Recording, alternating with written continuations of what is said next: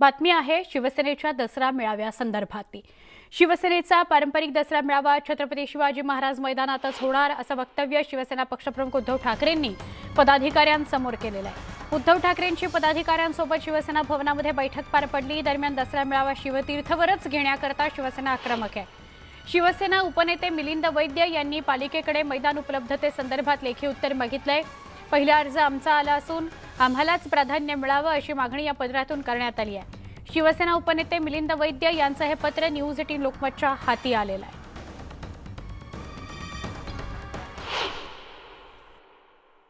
दसरा मेळावा हा याच मैदानात होणार आहे। या संदर्भामध्ये थोडी साशंकता होती। काही इतर लोकांचं पण त्या ठिकाणी मेळावे घ्यावे असं काही लोकांचा मानस होता। यासारखे प्रकल्प महाराष्ट्राबाहेर गेलेत त्यामुळे जोरदार राजकारण रंगलंय।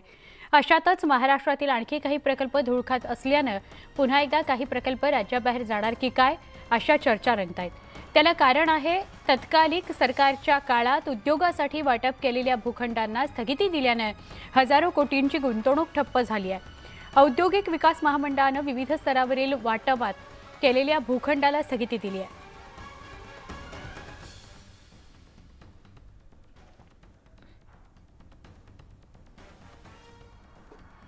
दरम्यान मुख्यमंत्र्यांनी मात्र भूखंड स्थगिती दिलेली नसून त्यांचा आढावा घेण्याचं काम सुरू आहे असं न्यूज 18 लोकमतला माहिती मिळते।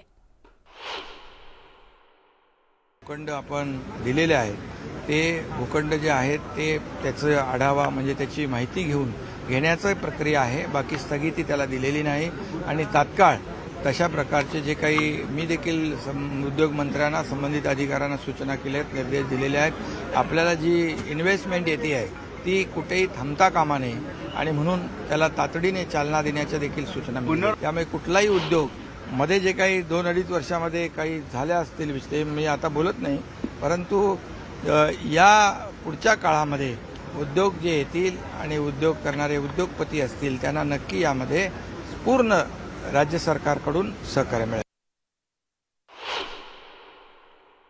या भूखंडावर कोणत्याही प्रकारचं कन्स्ट्रक्शन सुद्धा करू नये अशा प्रकारच्या सूचना या विभागाने दिलेल्या आहे। या विभागातल्या 9 अधिकाऱ्यांच्या बदल्या झालेल्या आहेत। त्यातल्या 5 बदल्यांना मॅटनी स्थगिती दिलेली आहे। अनागोंदी या विभागात आहे। या खात्याचे मंत्री उद्योग आपण जर फॉक्सकॉन याच्या वेदांताविषयी बोललो, फॉक्सकॉन विषयी बोललो, मग ते याच्याकडे लक्ष देण्यापेक्षा बदल्या, भूखंडाचं वितरण थांबवणं, भूखंडाचं उद्योजकांना दिलेल्या बांधकाम परवानग्या थांबवणं या कामातच उद्योग मंत्री गुंतलेले आहे की काय अशा प्रकारची शंका या महाराष्ट्रातील उद्योजकांना आणि जनतेला निर्माण झालेली आहे।